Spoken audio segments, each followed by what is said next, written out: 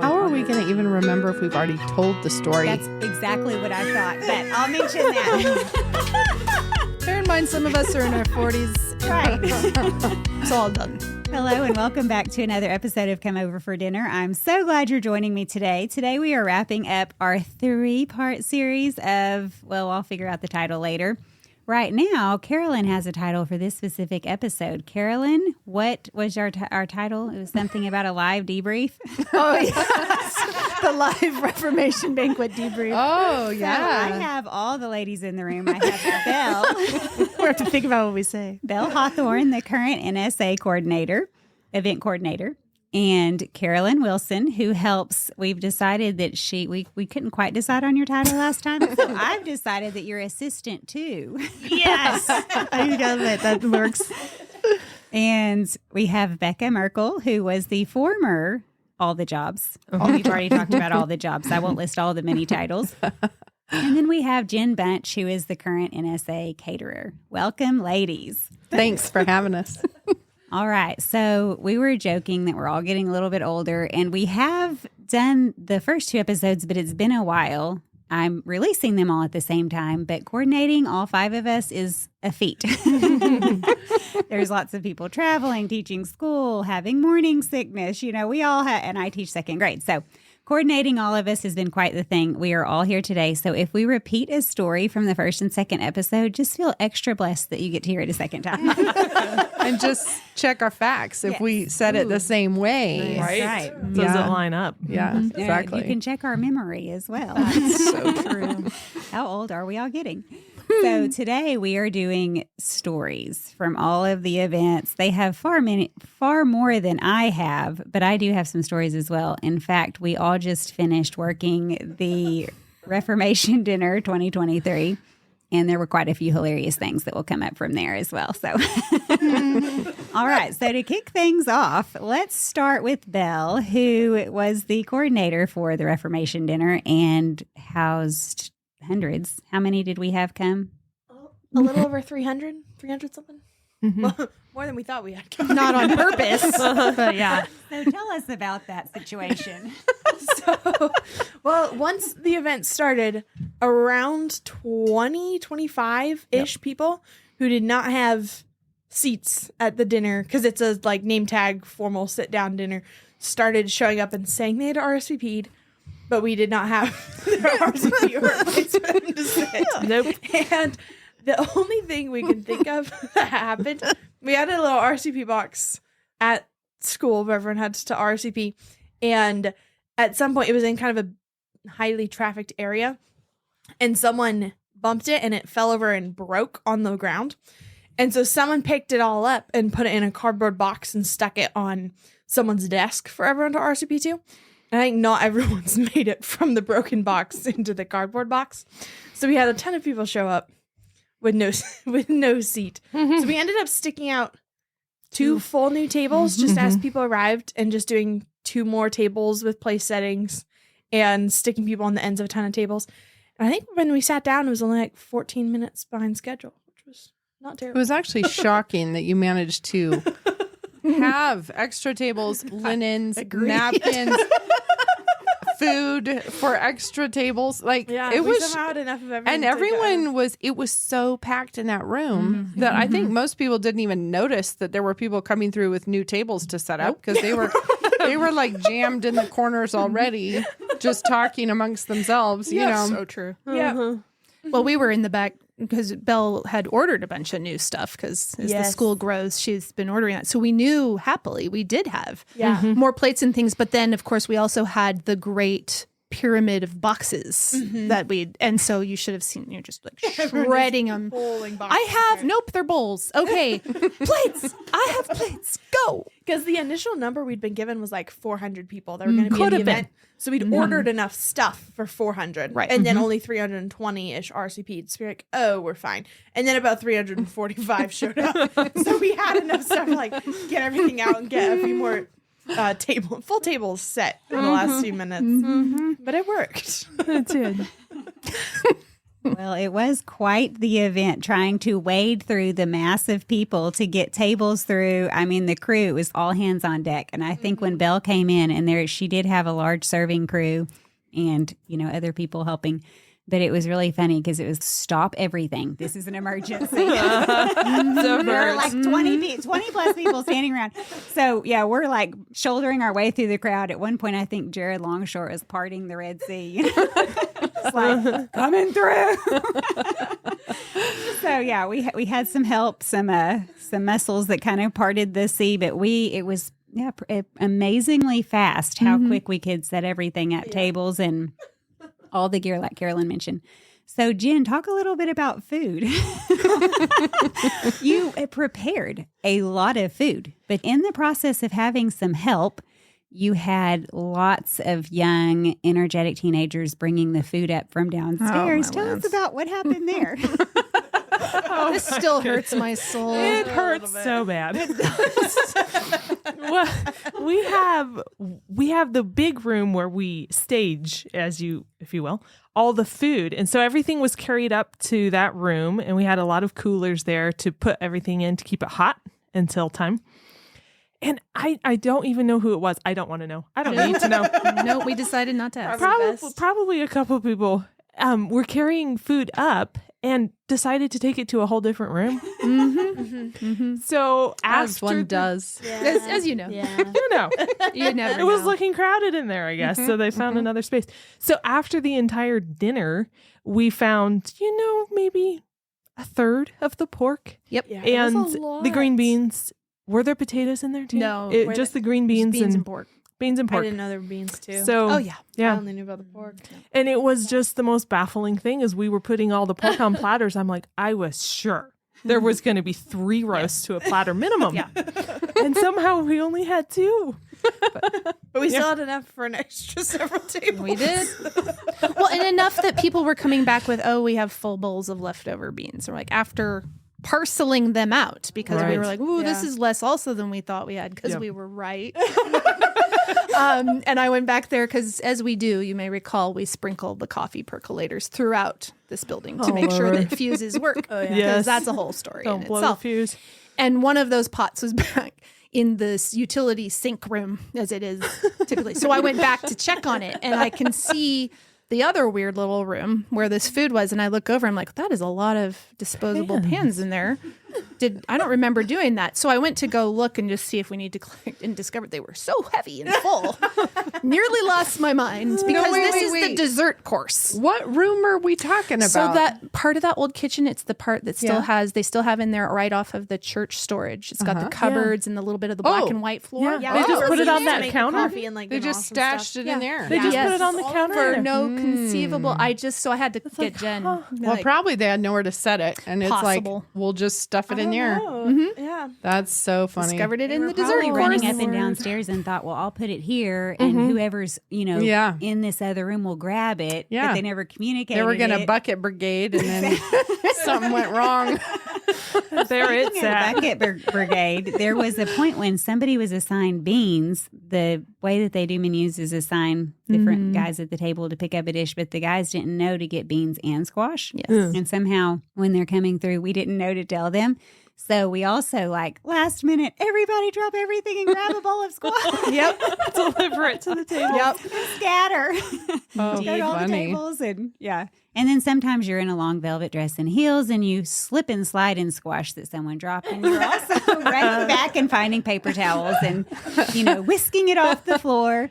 So if you're helping at these events, it's not always totally glamorous. You have to do what you have to do. You need combat gear. Yes, you need. Let's be I should have honest. worn combat I know. boots under my velvet dress. Notes for next time. Another thing I noticed, speaking of communication is so key. When they announced the coffee, and maybe they always do this, but I never heard in a coffee announcement about the decaf table being over in the corner until way later in the night when we'd already snuck out there and put the coffee up, but people were, had already had coffee on their table. And so I thought of that for next year. Like maybe if we could say that at the outset, that there will be a decaf option. And so before they get all concerned and worried and are asking everyone. Speaking of decaf coffee, I the was waiting ladies for this. thoroughly prepared.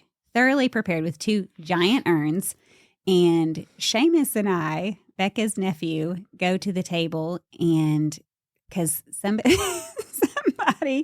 was trying one, and out was coming brownish water. Yep. Oh no. And they were asking, Nice and hot. is this decaf coffee? A lot of responses there.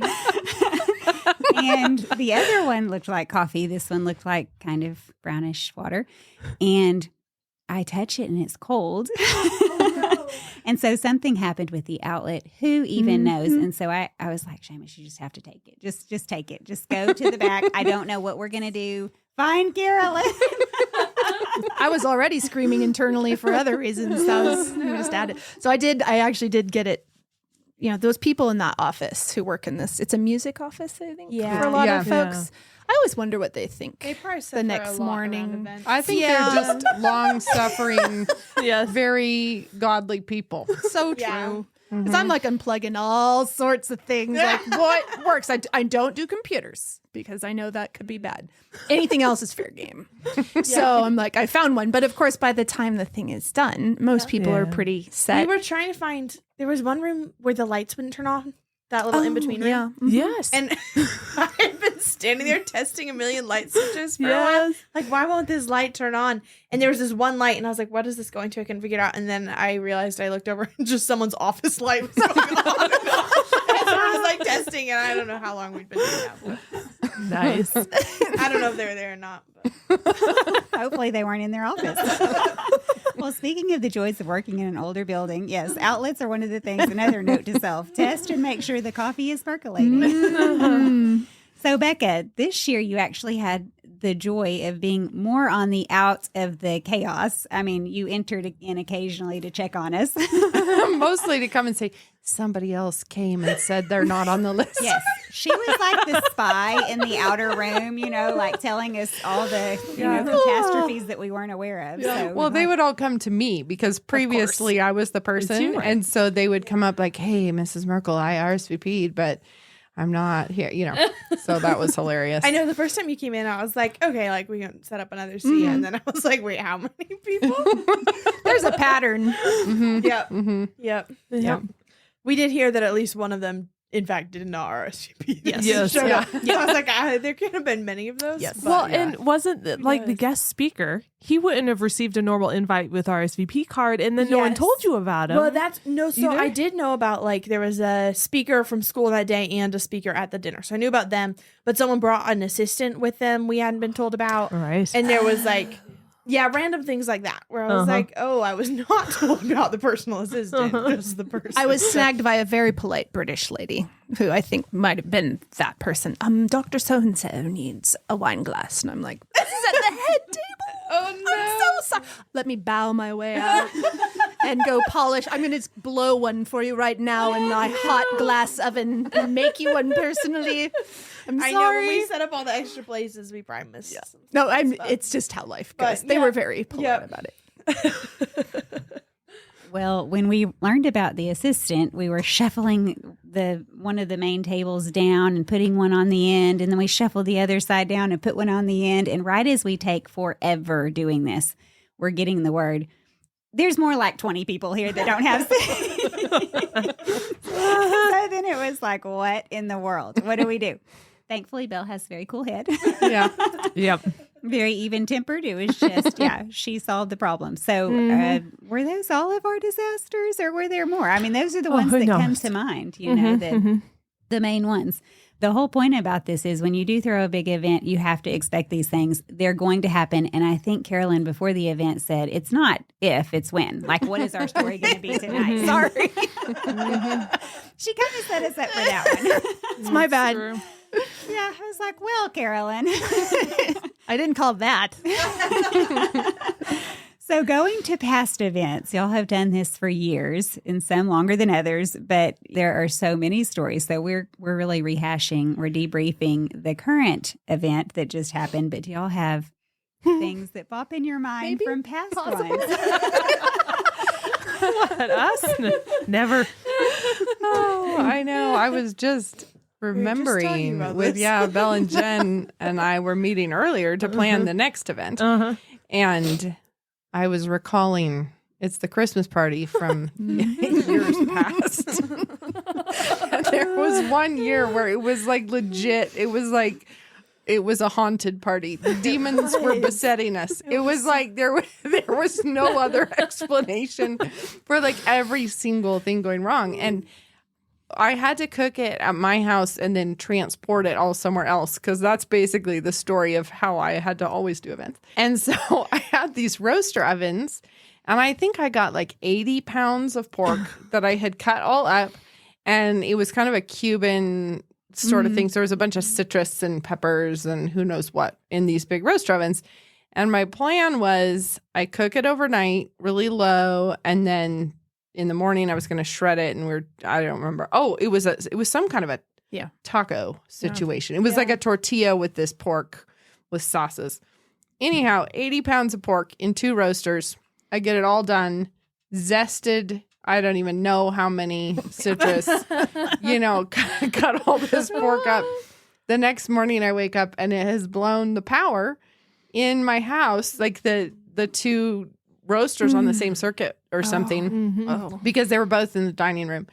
And so I just had 80 pounds of raw pork that had been sitting raw all night. So there was no chance that was going to make an appearance at the party. So that all just had to get thrown away. And then there was this massive scramble to go buy 80 more pounds of pork and try and cook it now.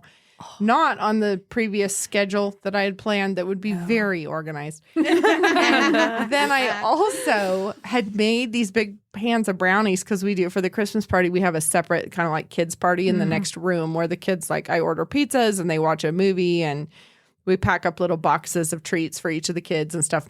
But anyway, I had just made brownies and I made them in foil pans so that we could just take them down there, put them in the little treat boxes and then throw them away. And somebody was going to pick them up for me and drive them down to the place. And so I set them out on my porch rail so that they could just grab them, But a squirrel legit came and broke into the pans, like popped the lids off of the brownies. And I look out there and the squirrel is sitting in the middle of my brownies and just scrabbling away. I mean, just brownies are just flying. I mean, anyway, so it was like the main dish for the adults has gone in the garbage. Now all the dessert for the children has gone in the garbage. It was so bad. And then we were doing some kind of a taco style situation. So I had chips and then a bunch of fresh salsas and guac and stuff. And I just people. Yes. They're the worst. They are the worst.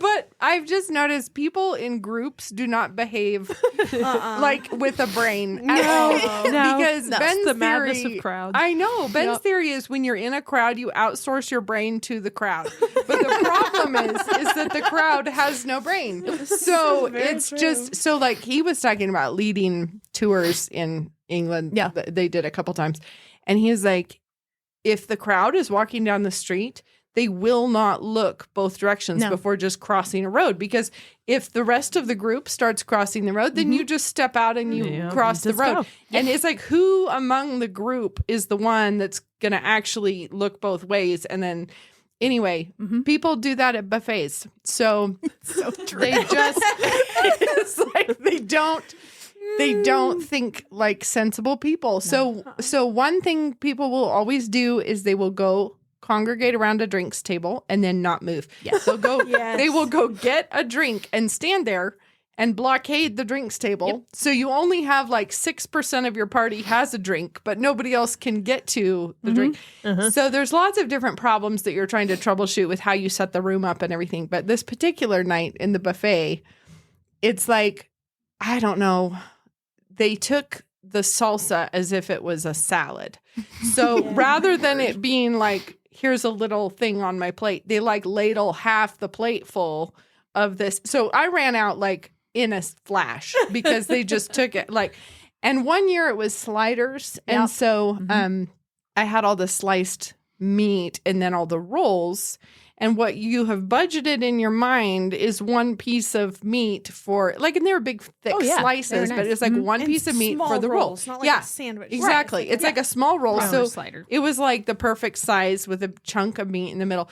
Well, no, somebody comes and just starts pitchforking meat onto their plate, and then they put one little roll as if it's like the side dish, and then they move along down the buffet, and you're just going like, oh, I did not do the math for this.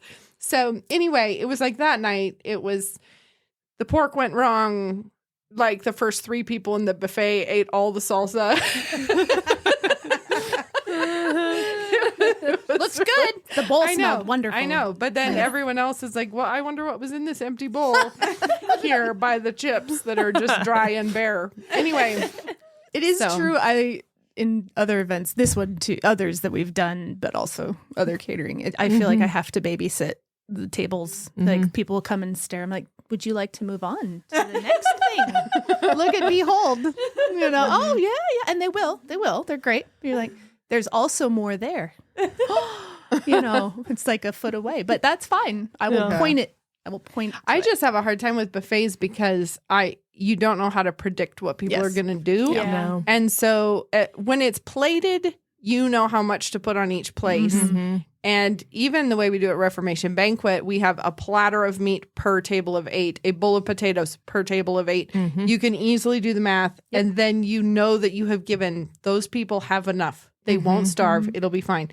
But in a buffet, who knows what reckless thing? Like somebody's on Atkins or something. So they're just going to take all the meat. And so, you know, like, I don't know. It's a funny problem predicting. So you definitely make notes after that. You probably pre-assembled the sliders later or for the next events. Right. But also I have seen, not that you have to do this, but for Bella and Lex's rehearsal dinner, the girl I had helping kind of lead the charge of all the servers, she's worked in restaurants before plenty of times. And I made the announcement, you know, we'll go down both sides of the table. Well, she probably didn't even hear me, but unbeknownst to me, I say that, we pray, and I look over there, and she is standing behind that table, and she has got servers next to her, and they're dishing it out, or they're serving the plates that come through. And so in a buffet style, that really actually worked pretty well, because then it kept, if it's kids, or it doesn't even have to be kids, but the Atkins person, the meat's at the front. And so it's a plate of meat, and they totally miss all the sides going down. So anyway, she was really good at predicting that for me. And that really helped because it balanced things out really well. Yeah. So Carolyn has made the comment in the past that some of the stories she has to not have said until she's gone. Yes, Yeah. that is correct. Once we're all dead. Yes, we've actually all made a pact. There's a pact. The memoir that will come out after We're dead. Yes. the posthumous I feel like I need to memoir. start gathering these stories to make a collection. We've Belle- talked. Yeah, we've talked. Belle can publish it after we're all gone. Actually, we talked to Judah. It's Judah's job. He's the youngest of us all. So. Judah, It'll be Belle's brother, hilarious. Becca's youngest. He can publish it after You we're can all be gone. like, I'll tell you who ate all the pork.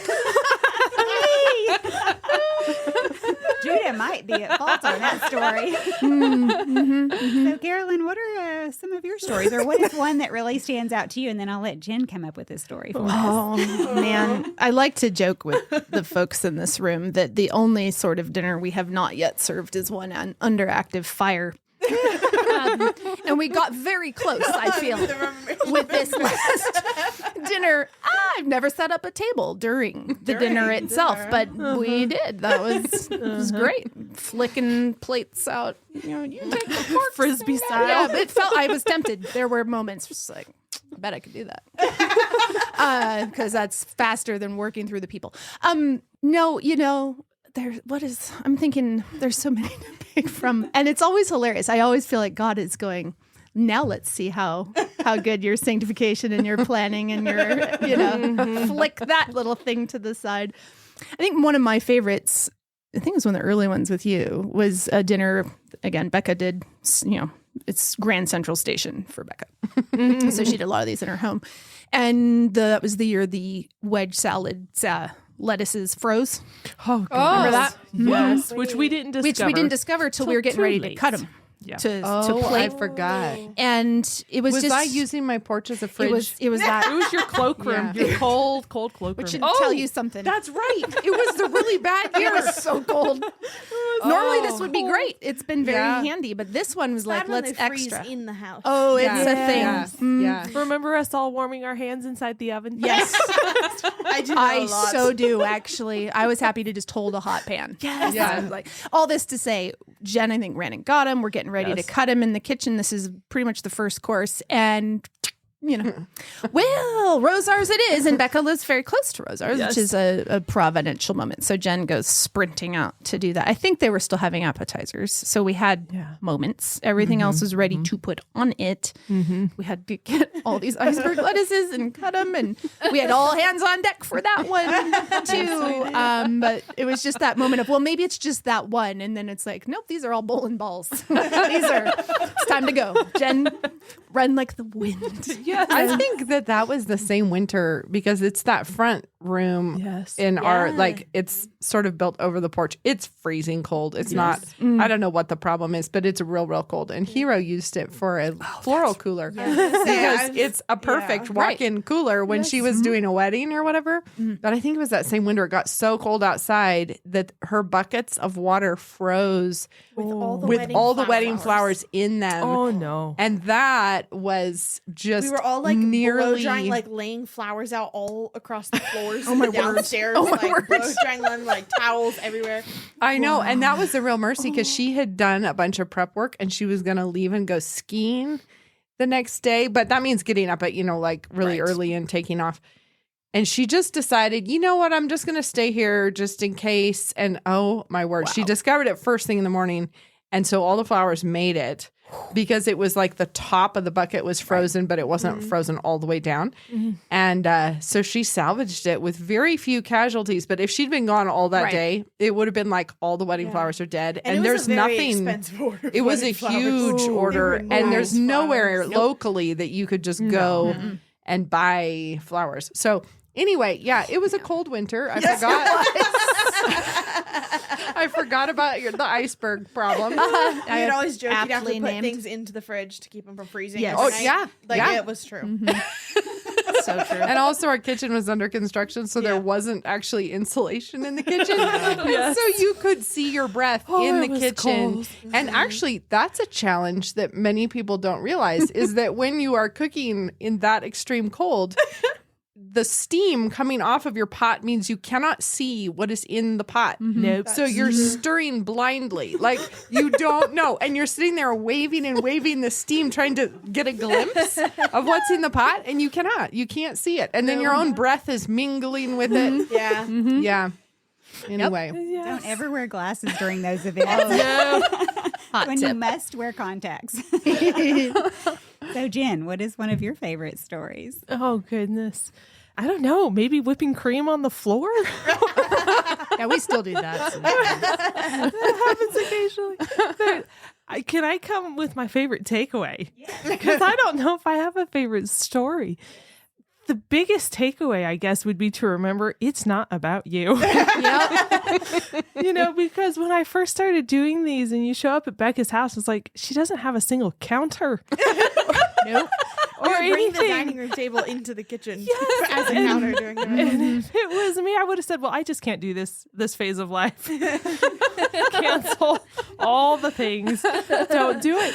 But, it doesn't have to be pretty. It doesn't have to be smooth. It doesn't have to feel calm and collected and like you're perfectly on top of all the things. In the background, we should add. In the background. The front room should maybe feel that way. But you can make these things work. You can make them happen through all the crazy. You can sit on the floor. It can even be a concrete floor, and you can whip that cream. Actually. Or potatoes. With the masher. Yeah. This is the as truth. we've done. As we Not have good for done. your back, but you can do it. You can do it. I loved being here. I'm sorry, you can talk if you want to. We'll save that thought. Okay. I remember before NSA North had its professional kitchen that we did have all the outlets going with all of the slow cookers or the roaster ovens. And I remember dashing around from maybe 5 different roaster ovens to stir the potatoes because you didn't want burnt edges or cold spots in the middle. So I would be like, yes, they were on the floor and trying not to slop potatoes everywhere. Stir. Okay, replace it. Run. Stir.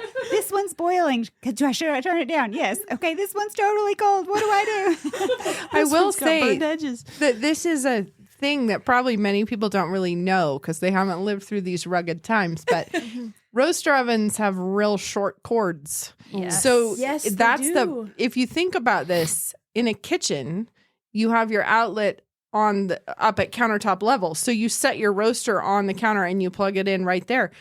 But when you have to do it in a non-kitchen, the cord does not reach from the tabletop down to the floor where the plug is. So that's why they were always on the floor. The coffee pots are on the floor. The roaster ovens are on the floor. I have been known to have microwaves on the floor. And it's because you can't even, you could maybe set it on a chair, perhaps.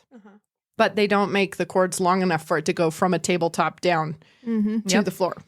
At the event that we just worked at the NSA new kitchen, someone pointed out something hanging down from the ceiling. And I was like, what are those? Outlets. Yeah. It was like these hanging on stretchy plug-ins. cords. Yes. So you could reach. So that was amazing. Yeah. Back to what you were going to say, Carolyn. Oh, I mean, you're the sweetest. I have enjoyed the last 5-6 years getting to see the development of Bekah's kitchen. Because it genuinely, she and Ben have done all this work on restoring this beautiful old home.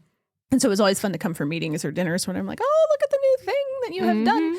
And yeah, counters were much later. So we learned tables really well. Well, and there are very few people who will be as excited to see that I have an enclosed room. So I feel like this is the group that needs to come back and cook a dinner after it's done. Yes. Now, we can't pretend it's done yet, but we do have a counter now, and we have power. Well, sometimes on a couple walls we have power, and we have light. Yeah. Dishwashers that work. Yeah. That's good. The microwave isn't on the hot floor. water. No. Sometimes. No. There was a phase, and I might have said this last time, where around the Merkle home, you would hear people yelling, who had the microwave last? That and the toaster. Where is it? Because there weren't any outlets in the kitchen. No. Right. And so, and sometimes it'd even be like the KitchenAid would be behind the couch because someone had tried to make something. And so you'd have to take it out and put it on the floor and move the couch. Yeah. And then, you'd be cleaning up and be like, oh, someone grabbed the microwave. It's on the floor still. Somebody pick up the microwave before the company comes. Things you don't think of. No, but you guys will appreciate it someday. We'll have a reunion tour and we'll cook in my kitchen and you guys will be impressed. Other people wouldn't be, but you would. So we served a dinner with Your Beautiful. We were building the cupboards. Remember that? And we had taken out the back. And so there's the dining room there, but there's these shelves that shared that, but they were reworking it and it was open. And we're like, no, we do not want anyone to see what is going on back here. So I think we had a sheet. Correct me if I'm wrong. We had a white sheet between them. Which we were still trying to figure out how to get it hung as they were arriving. As they were arriving. And I'm still really proud of that because from out there, you wouldn't necessarily know. And we did actually secure it under plates. Yes, we Stacks did. of plates. Yeah. But I love all these different things. So yeah, when Bekah came in and P.S. they would cut their own marble. Yes. To do this.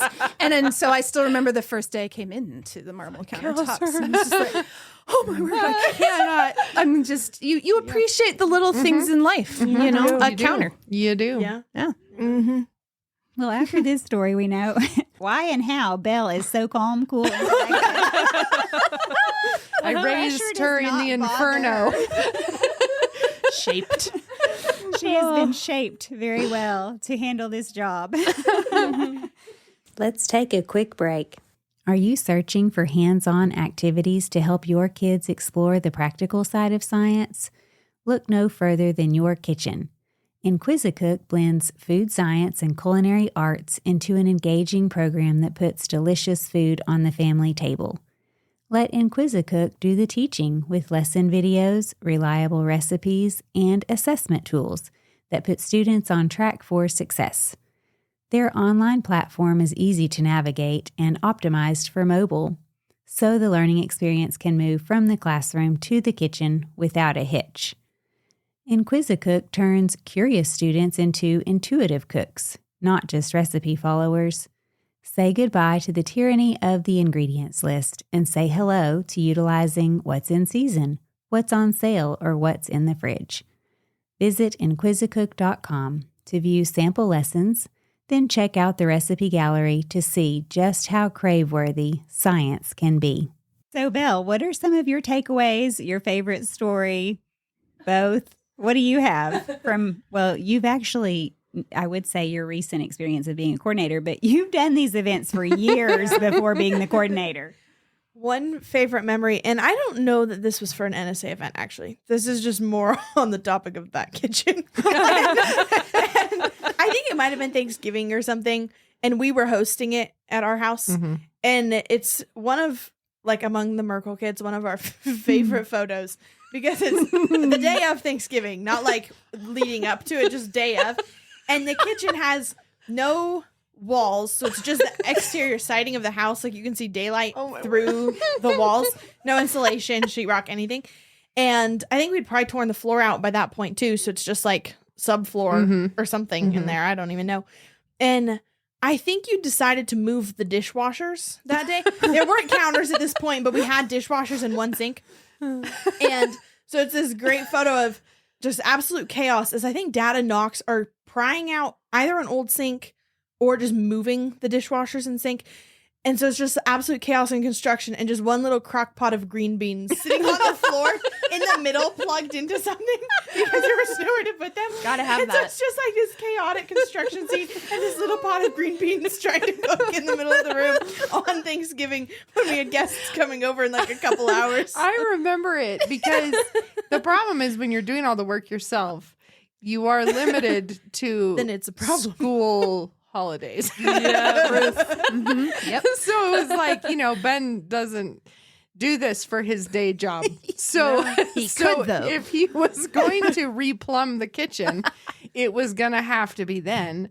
And I'm Actually, sure you he'd might have been moving the oven. I don't know. Because it used to be on the left maybe. wall where the pantry is now. Yeah, maybe. I think he might have never been knew that. moving like a Yeah. gas line or something. I don't know, but I do remember it because I was just so excited that there was progress that I was like, I don't even care. I was stepping over this. There was a big like cast iron pipe running through the middle of the room that I think had gotten removed. And so it was just lying there. So Yeah. I'm like cooking, stepping over this cast iron pipe and yes, trying to use things like crock pots, which I don't usually use, No, but it was yeah. like, you've got to make it happen somehow. It was funny. We should find that photo though. We should. We It should. says a lot about It does. It does. Okay, definitely find that photo. I need to post it on Instagram and Facebook. Yes, that would be amazing. Any old photos, pass them my way. So, Bekah, I think what a lot of people, and we've touched on this, all of you have touched on this, but I think what a lot of people are asking themselves right now is how? But seriously, how do you develop this mindset of, it's okay. I mean, it's no big deal. I'll step over cast iron pipes. It's okay. We'll work on it on the holidays. I mean, so many people, they think about, I'd be so flustered, or I'd be anxious, or I'd be worried. How do you let go of all of that and develop the mindset that we're talking about here? Oh, man. Well, I think that's a great question. One, by being delusional, probably.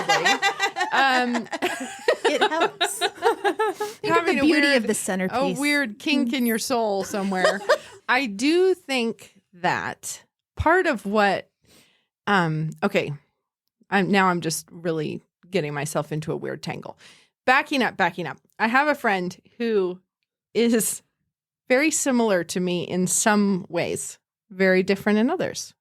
And she lived around the corner. She's a designer, ripped her house to bits and so forth.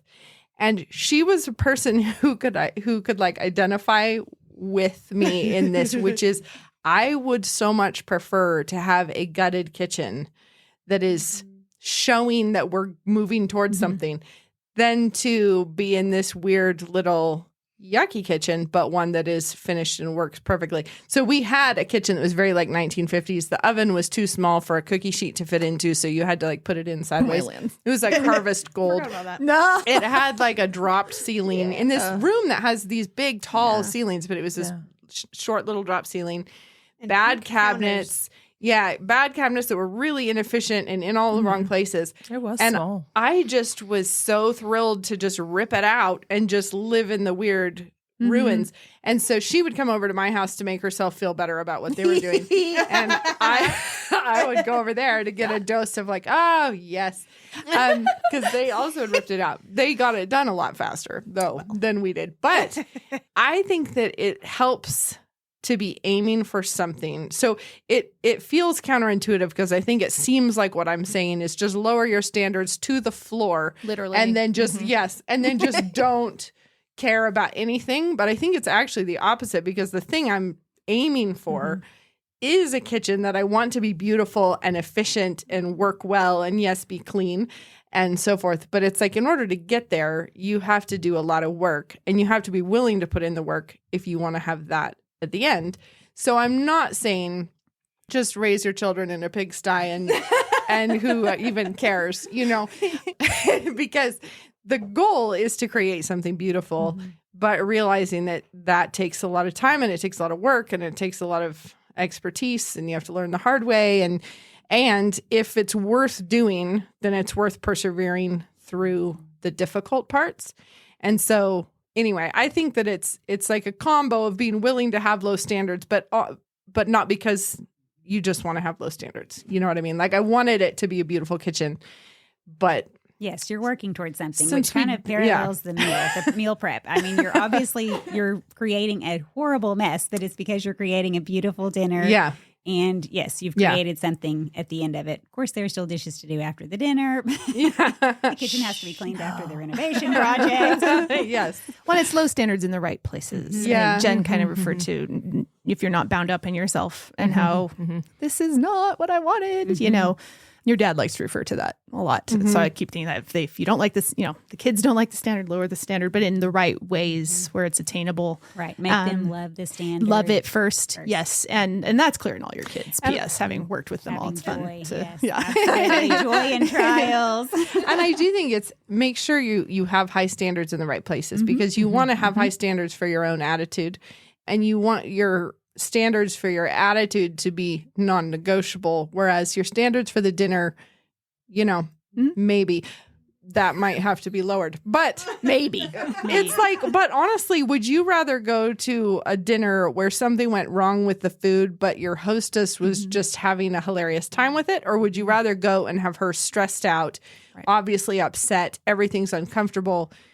You know what I mean? Like it's just, it's having your standards be in the right places and realizing which are the things of greater importance than others. Well, speaking of a good attitude, Bekah's talked a lot about her home. Carolyn can talk about her van. Oh, laws. She has a cooler in the back. I'm not sure if it stays there at all times. I still haven't gotten it can out. hold a body. She sacrifices her van for the cause. So tell me a little bit about your mindset. I mean, going back to mindset, you have lots of kids and you're very busy. You teach, you have a life, but yet you have this van also during events. You are loading stuff in and you are sacrificing your van and also have just such a sweet mindset about it. So kind of where do you come from on the whole mindset topic? Well, yeah, I think like many of us here, we're very blessed by good teaching in general. I totally can't own coming up with that. And I'm giving my age. I'm born and raised in all of this. So 40 years plus of good thought and being steeped in that and watching everybody grow. We didn't start, Bekah could tell you too, this community did not start with the kind of hospitality that a lot of people see when they come now, or if you come to college here and you're going to see these things. That came from somewhere. I'm really delighted I just made your grandma's mac and cheese the other night because life was insane when all of our heat went down, right? Yeah. And so I thought, Velveeta it is. And it's just this simple, basic thing. But that was hospitality, and we've talked a lot about that over the years here. And so I'm very grateful for that. And certainly working with this lady, I'm like, this is not a big deal. This is so not a big deal. I can't even, so if something spills in my van, it's like, well, we have a shop vac for a reason. And unless it's pork juice. That's pork. No, that was your call. In my case, no shop vac on earth. No. I remember that well. That was amazing.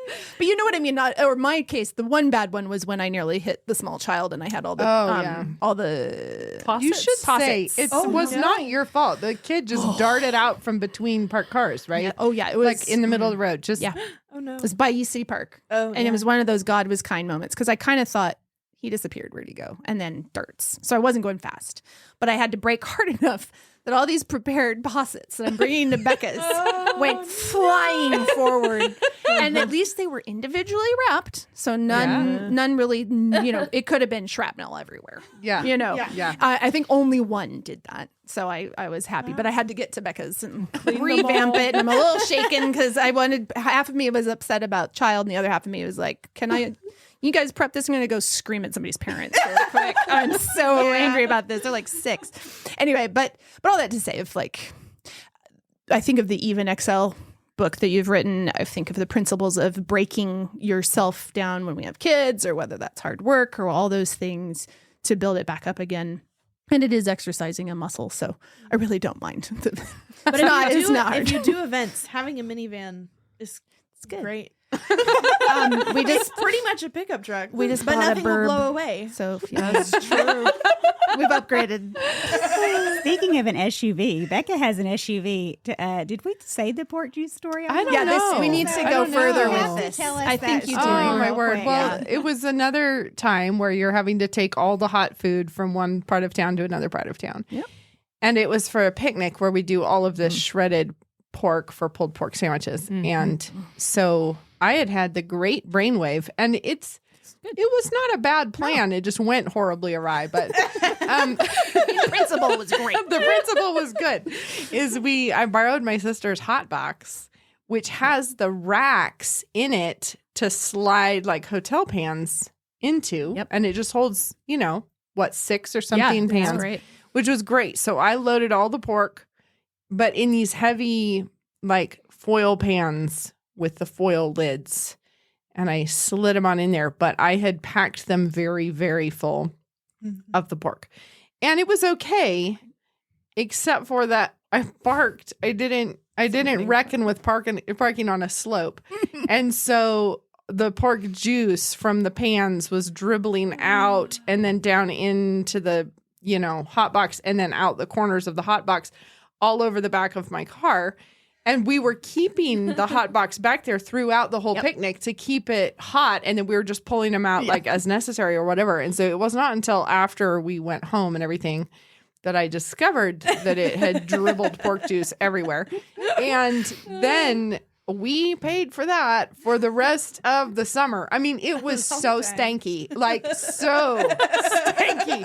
And I did everything. Like I emptied bottles of carpet cleaner into the back of that car. I took the whole back little hatch thing out and scrubbed it out. I rented a grocery store shampooer. Oh, wow. And I got the special smell removing stuff. Nothing touched it. Nothing. It smelled like we'd killed a pig and left it there.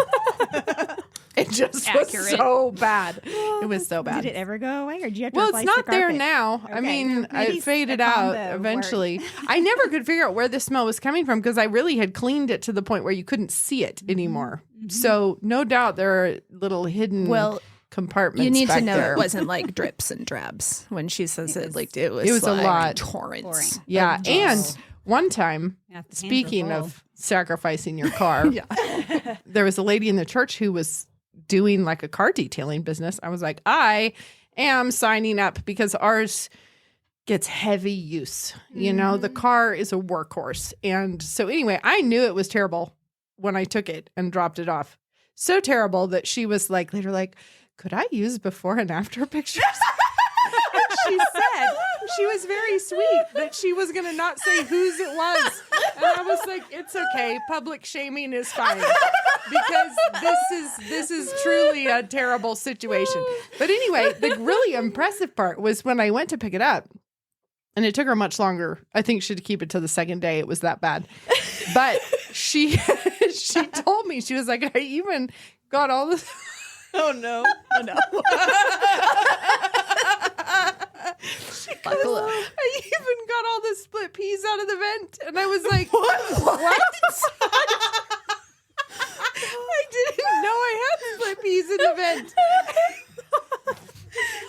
How do you have split peas? She was like, oh no, it was like 2 pounds. Oh my God.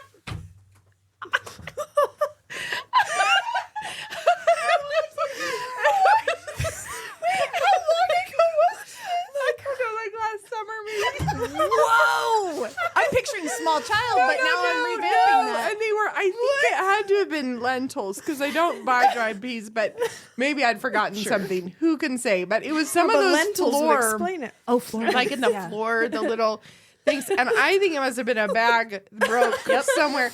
But she was describing trying to suck them all out with the vacuum and how it's a very satisfying noise. But like that's a lot, a lot of lentils to have just running adrift in the.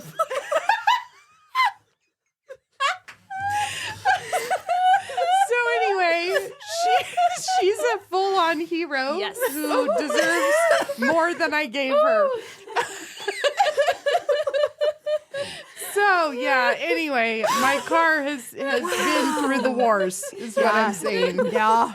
Wow. That must have been another case of parking on a slant. Something tore, and let's just pour the lentils in the vent. I know, and I never even noticed they were gone. It might have been a pound that she told me, but it was like a full bag full that was just down in the vents. And I didn't even know they were there. Well, it could have been like, Jen, you're telling yourself, I knew that there were 3 parts to a platter. I know. Where'd it go? I don't know. I guess there weren't 3. There must be 2. That's amazing. Well, Jen, speaking of mindset and having this just really amazing mindset of it's not about me and we're going to have joy in whatever trials present themselves, you have your boys helping now, as well as other young teenagers or older teenagers. Mm-hmm. And so they're going to run into this. And this may be a new thing for them. I mean, we're all growing in that area, honestly. How do you challenge the kids and encourage the kids if something happens to them, if a disaster happens to them? How do you encourage them to just overcome it and to gain that mindset? Because I think it would be harder for them. Right. A lot of it's stories. You know, you encourage people with stories out of the Bible, stories of other times when it went much worse.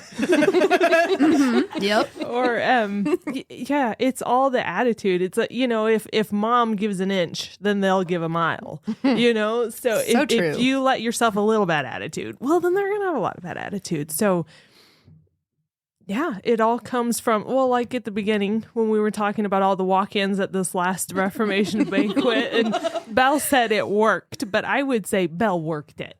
You know, that's what actually happened. And that's just what it takes, you know? And if they are having a hard time, you pull out the good old stories. Put this in perspective. You're not facing Goliath, actually.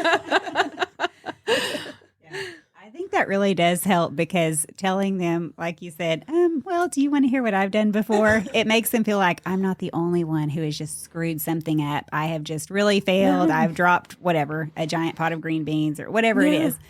But I think just working these events is so good for young kids that age. Yes. And to remember that the most uncomfortable things make the best stories. It really Very does. true. You know, I Always. think the most memorable event was freezing in your kitchen. Yeah. Yep. Yeah.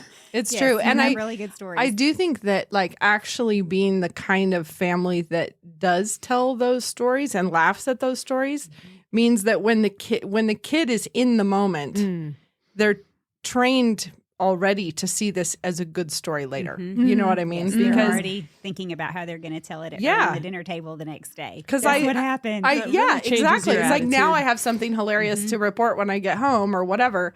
I mean, obviously not if it's a true big tragedy, but like seeing the funny side of misfortunes on a small level is really important for them to just learn that growing up, because they will learn to get stressed out if that's how you respond to things. And that if that's the story you tell, when you tell them like how awful and how terrible and the whole thing was bad, they're learning in that moment how they respond when something goes wrong at school or whatever. And I do think people who always want to get pity, you know, like the current moment where everybody's into posting crying selfies of themselves on the internet in order to get people, when you start looking at life like that, I'll be able to put up my crying selfie and then people will see how sad this was for me. They're planning that. And it means of that time. you start seeing every opportunity to milk that. But the same can go the other way. You know, like you're trained to like, even in the moment, be like, okay, take a deep breath, decide to laugh, not cry. I have seen those videos where somebody, you know, is literally filming themselves. I just found out. Oh, yes. That's terrible. It kills me. And yet you had time to set the camera up and get yourself, you know, arranged just right. Nice hair. The lighting and the windows, you know, right. Yeah. Your hair's nice. And, you know, and you're sobbing in the same way, like you're saying. I think it's so good for kids to be able to, they're not filming themselves with the camera walking around with selfie sticks, but being able to see themselves in the moment. And see the moment for what it is and their friends. I think it's so much fun that at these events, they're large enough that it is a crowd of teenagers. And it is so much fun for them. Yes, in fact, my youngest son just worked one of the events. It was his first time to work, and he had so much fun. I mean, when he came home later that night, he's like, "Oh, I think I could help at the other events if they need help." That's great. Write that down. I know. Just don't let. There was a moment where I'm like, son, a couple of friends were. Was it whipped cream? They were trying to scoop the rest of the whipped cream into his mouth. Into his mouth. And I was like, I was no. like, son, Carolyn will never invite you back. I was just watching. Stand up. We're not going to see how fast they can shovel whipped cream in your mouth. We are going to stand up and ask Carolyn what you three boys need to do. Get a job. But they had so much fun. There's so much camaraderie, and we can encourage them. We can tell them, you know, oh, I've done it before. But when their friends are right there next to them saying, oh, come on, we've got this. Or whatever. I saw that when we were setting up the tables. I mean, those kids, it was all hands on deck, and we were setting up tables, but it was kids running back and forth, tablecloths, plates, silverware, cups. And we were just, you know, it was just like barking orders as fast as possible. And then they never complain if somebody double dosed it too. Like, you know, you know, oh, somebody else already got tablecloths, but you show up, you'd already gone and searched for tablecloths. Sorry, oops, because it was chaos. And they were just super cheerful about it and just had so much fun. And I think it's such good experience for the kids. Like, we were laughing about that the other day. You were saying Jen's kids made you think of your own childhood. Yeah, I was like, it's like growing up. rewatching my childhood. I'm like, Mom has an event. We're all going to go. And I feel like, honestly, that is such good training. Just, well, because, so I've now hosted enough people that you can tell some people don't know how to be a guest at all. Like, at all. Yep. Very and true. I think being on the backside of it is really good life experience for kids at this age, where they kind of learn, like, okay, that's obnoxious behavior in a guest, or that's really cool behavior in a guest, or, you know, whatever. Like, they start developing opinions about people who won't touch the food that you serve them. We have lots of You know what I mean? Yes. When they go around clearing the plates and they come back Like all untouched. indignant, they're like, he did not even try it. He didn't even try it. Anyway, it's just funny because it gives them that flip side of, it's kind of like, you know, you don't ever really appreciate what you learned until you try teaching it. It's so true. And then it's a little bit of that. It's sort of like when you have worked on this side of hosting and dealing with difficult people, or dealing with hard situations, or having to just roll with something that's going really weirdly askew. It's just really good. It is really good because, like Bekah was saying earlier, with standards, you aim for excellence at these things. But then once you're actually rolling, you've got to be willing to let it go. Yes. If it's not good, you gotta let it go. And it's such a blessing. I love being able to give my kids these jobs and have them come in and help, because the norm here is cheerful. Despite what's happening, that is normal. And not throughout most of the world. So we had some quite younger ones. Like my own niece was at this one, who's on 7th grade, and not a peep of complaint. And that's a long night. And I think we had her on dishes most of the time. And my own kids are too young for sure. But every time I do this, I get, which I do like, but I'm sad. What do you mean you're gone? How late? Why can't I come? Because, honey, you're too young. You can't handle, and you'd be on dish duty. I want to run the dishwasher. Really want. I know, babe. You know, but it's very sweet that they see that they know she it's has good. a future crew. yeah, exactly. Heads up, they're coming. When all the kids now are at NSA or other colleges, Belle knows that she has a crew upcoming. I know that, like, ready. Chloe and Titus, when they were like not old. were just my best dishwasher crew of all time because they learned real young how to run the industrial dishwasher at the 1912 Center. And they knew how it worked. And they just were incredible. And they were like maybe third graders. I don't know. It's possible. These are some of Rachel's kids. Yeah. And that was He's a just for nephew. a family thing. I wasn't hiring child labor. They were just paid. They just came to the back. We're like, can we help Aunt Becca? So It would be so much fun as a kid to run it. Oh, I mean, yes. when yeah. I say kid, I have fun running the commercial dishwasher. High treat. Bess is the bum diggity. When I got to figure it out, I thought it was great fun. So, Yeah. well, your points that you've been making about being cheerful and that should be the norm, it is difficult. But when you think about it, God doesn't give us qualifications depending on the story. You know, it's like, well, if everything goes swimmingly, be cheerful. But if it goes awry, show us your best stink face. I mean, when we read all those passages of encouragement about our attitude, and there's so many that we could choose from, rejoice in the Lord always, you know, and it goes on and on and on. There really aren't qualifications there. The verse right after that is not a qualification about how, except in. Yep. So, yes, kids learning this young is just such a fabulous opportunity. And having it be something fun that they're stepping into. Oh, yeah. Because you could run it where it was like a little prison camp of, You could. you know, like you really could, where it was just a drag and it was terrible. But having it be like you actually are invited into a really high speed, fun environment, you know, it's kind of like high speed, high stress, but fun. Oh, yeah. That's a very different thing than having it be this little list of chores that you will perform with a smile. Thank you very much. You know, like that's just not a very winsome way of teaching your children that. And we did have people like downstairs doing dishes pretty much all night. They were probably going for like 8 hours of just dishes.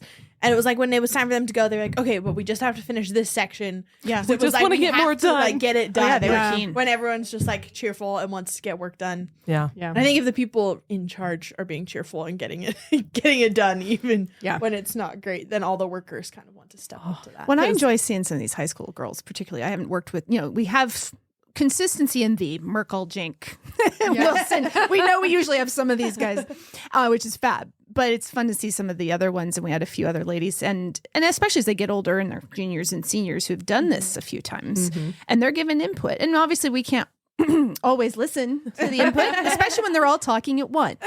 But some of them like, okay, Mrs. Wilson, you want me to do this or this? Great idea. That is so good. Yes, thank you. That takes a stress off of me. Or, you know, should I do this? Okay, well, you do need to find Mrs. Hawthorne, but I like that plan. You know, and we had some thinkers like that who were really pivoting on their feet. So it's always fun as well. We do recruit. Yes, Bess. I'm like, you next time for sure. But also just fun how God develops their little personalities. He's on your list. Yeah. Well, and I just remember like being that age myself and being one of the crew in some of the big events. I'm sure that was hugely formative in me thinking later, oh, I know what we could do.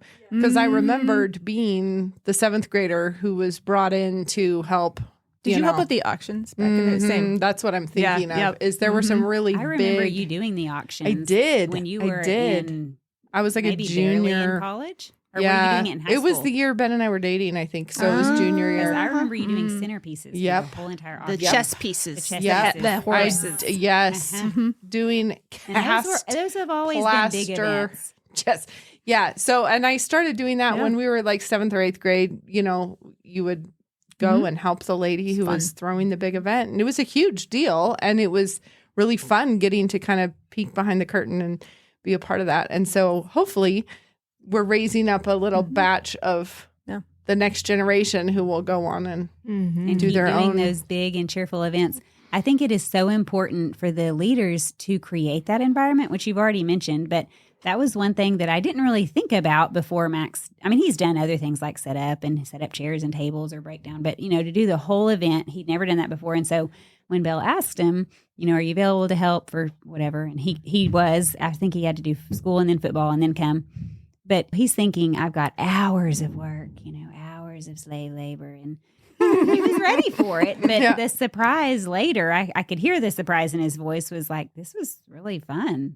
And it was created by the environment that was, the attitude that was set by the people, the adults in charge, but also just having a group of young people who have that standard in their families. When you pull new people into it, they're immediately challenged to rise to that. Yeah. And that was really fabulous. That is fun to see. In our family, to, for him to just jump into that and be like, well, this is what's expected. So if something goes wrong, I'm being as cheerful about it as everybody else. We are holding knives. So I'm just saying.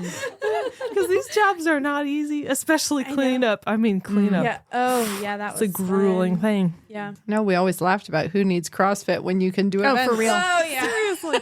I felt my calves for days. Then again, after it's that. not paid off in my circumstance here.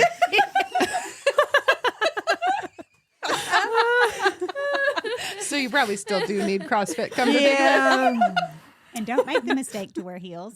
Don't wear heels. Which, I don't know, Bekah, do you still wear heels? I thought I was being very practical because my dress was a bit long, and so I just needed just a little bit of a heel. And so I wore wedges, and I thought, well, this is not a heel, it's a wedge. Oh, my word. By the end of the night, I would have just tossed them out a window if there was a window available. Tied my dress up and gone barefoot. I will say, Jemima last year went to London and did a 3-month cordon bleu, culinary school. But right at the beginning, she had to go and buy the proper outfit that she had to wear a very specific way. And it's a whole thing. Like how you put the apron on and they hang dish towels from their apron and this whole thing. But the shoes. She's a big fan of the shoes because they kind of look like Dansko's a little bit. They've got that sort of like Dansko clog, but they're special kitchen shoes that are like non-slip and steel toe. Whoa. So if you drop a knife, I'll get these. yeah. And she wears them like in her own kitchen. It makes perfect sense because they're actually like comfortable, good shoes for working all day, but they've got the non-slip thing and the steel toe. Christmas Okay, present what brand for are Jen. these? Do you want to remember say what brand combat boots? I'm Yes. telling you, these are. These They're are the like ones. kitchen Like it. combat. Okay, new like, St. can Andrews regular people combat. order them, or is it like through a Yeah, I'm restaurant sure you supply? could. Well, she bought them in London, so I don't know. And they weren't even expensive. Yeah, Wow. but They're it's really just cheap. with the like professional chef kit, and so these are the things. I know what I'm getting you. I just got my knife wound in my foot taken care of today. Oh no! Really? Because the scar tissue had formed into the joint. Oh my word! Oh So my that's word! why it was feeling so weird. Yeah. Oh my word! my goodness, Okay, girl. okay. So here are the shoes you need. Get the Jen. shoes. Yes. Yeah, Yes. yeah. Wow, I will find out from Gemma what brand they are. I'll text her and say, okay, ASAP, SOS. Yeah. That is so Before true. Jen's next event, which is coming up on Saturday. Yeah, Saturday. A few days from today, we have to have this. I don't even want you to describe what they had to do to fix this situation. Yeah. That was speaking of a cleaning job. Well, does anyone have any thoughts, closing stories, or thoughts that I haven't gotten to that you're like, oh, I've had this saved in my mind? Or we covered it all? Oh, probably not. But Yeah. Okay. We have not covered it all, but Well, probably the rest of it is the unpublishable. unpublishable. Well, after a few more events, maybe we'll have some more stories that we'll jump back on and encourage you with. Well, thank you so much, ladies, for joining me today. It has been so fun to gather everyone together. I know you have very busy schedules, so I really appreciate it. Until next time, bye for now. I like that none of us even said thank you. We just kind of sat there.